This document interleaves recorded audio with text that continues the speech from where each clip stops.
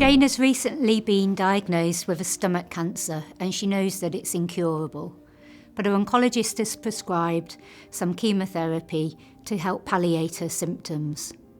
She's attending the chemotherapy unit to have a new case consultation with the nurse, whereby the nurse will run through the chemotherapy regime with her and the potential side effects of treatment.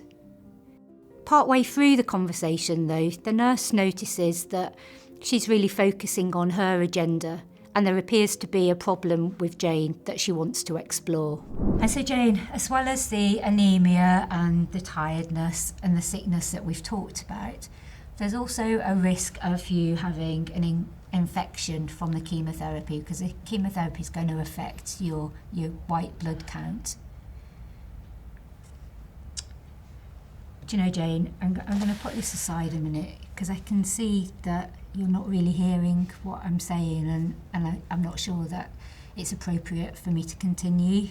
Well, no, I don't think it is appropriate for you to continue, to be quite honest. Have you any idea? I've got all this stuff going round in my head. I've been told I've got cancer and I wake up every day thinking about that.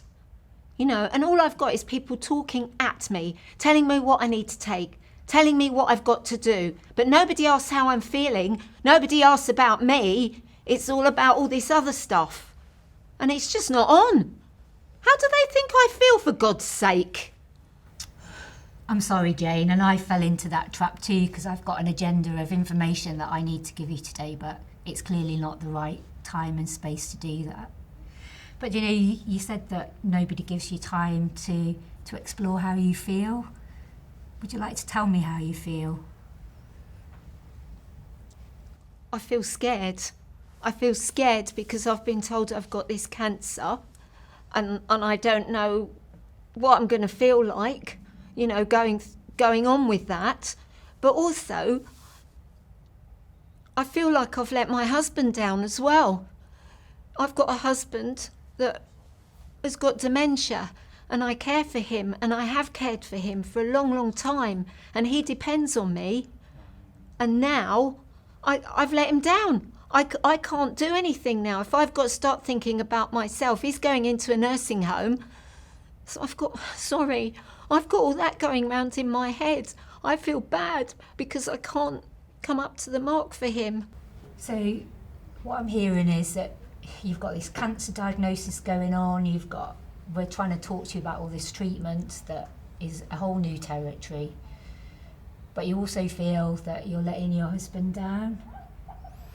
Well, yeah, because, you know, it's this dementia. You know, he's got this dementia. I mean, he's in and out, you know. Sometimes he knows me and sometimes he doesn't, but he's the most important thing in my life. I'm supposed to be there for him. And if I've, you know, starting to feel crap myself, how am I going to help him, even though he's in a nursing home? Do you see where I'm coming from? I'm so worried about it. Yeah, I do, and I can see the worry in your eyes and I can hear it in your voice too. And you know what? I think that it's inappropriate and it's the wrong time to go through this information right now. How would you feel if your appointment is to come in on Tuesday for the chemotherapy? How would you feel if I see you before you start your treatment? We have a bit longer. We'll go through some of the main points at that point, because I need to know that you're going to be safe on the chemotherapy. And then I will give you that first chemotherapy and then we can continue to have that conversation if we need to while we're giving the drugs. How would that feel for you? Because it just doesn't feel right for me today to go through that. I think I need to get my head together, really. I think I'm still a little bit in shock, if I want to be honest with you. So I think once I've got my head round it, I'm sorry, yeah. Thank you, that would be good. Oh, anything we can do to help you and to help you get through this process, you know, that's what we're here to do, to make it as straightforward for you as we possibly can. Thank you.